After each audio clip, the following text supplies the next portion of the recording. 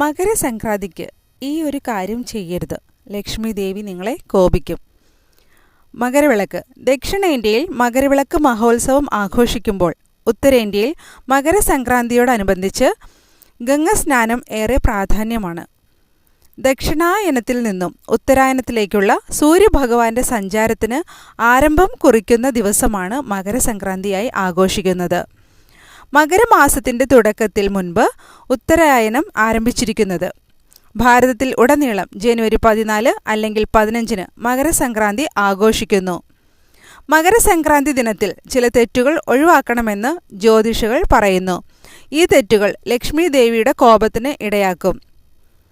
മകരസംക്രാന്തി ദിനത്തിൽ വെളുത്തുള്ളിയും ഉള്ളിയും കഴിക്കുന്നത് പൂർണ്ണമായും ഒഴിവാക്കുക. ഈ ദിവസം മരങ്ങളും ചെടികളും മുറിക്കരുത്. തുളസി പോലുള്ള ചെടിയോ മണി പ്ലാന്റോ ഈ ദിവസം വീട്ടിൽ കൊണ്ടുവരുന്നത് വളരെ നല്ലതാണ്.